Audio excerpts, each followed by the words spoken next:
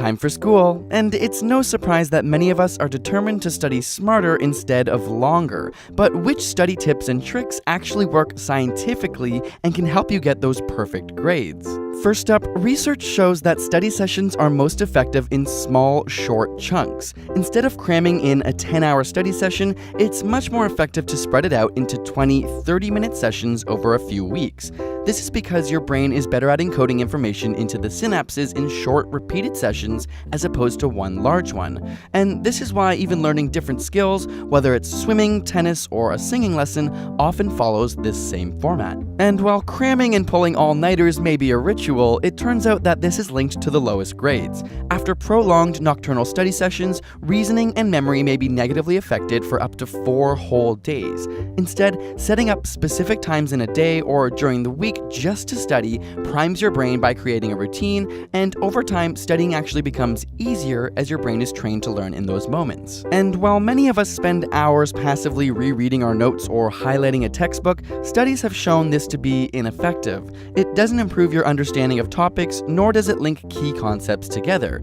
It can even be detrimental as it draws your attention to less important information. Flashcards, on the other hand, are proven to be excellent memory reinforcement tools, whether during your scheduled study times or during off times like a bus ride home. It also helps to have a specific goal for each study session. Instead of aimlessly studying, pick one aspect you'll focus on, whether it's balancing chemical equations or learning how to conjugate French verbs.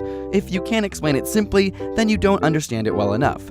In studies where individuals were asked to learn a passage and then half were told that they would be tested on the material while the other half were told they would have to teach it to other students, participants expecting to teach it did much better at understanding the main points. When you're expecting to teach, your brain organizes the information in a more logical, coherent structure. Of course, practice, practice, practice. Not only do practice tests put your brain in the environment, but even if you make mistakes, they help identify gaps in your knowledge. Practice tests have also been shown to increase confidence, thereby leading to better performance. So, where should you be studying? Research shows that having a designated, sacred spot for study that's well equipped with every tool you might need is best. Just like setting times, this primes your brain for studying. Have an awesome study playlist?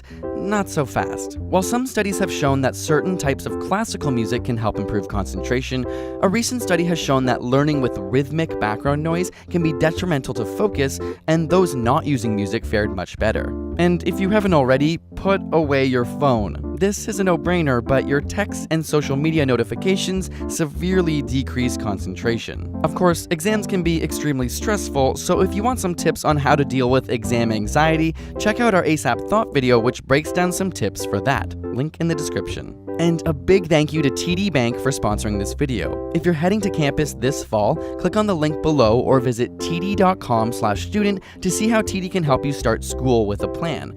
We know how tough it can be getting buried in books and bills, and TD has some great solutions for you. Be sure to check it out. And subscribe for more weekly science videos.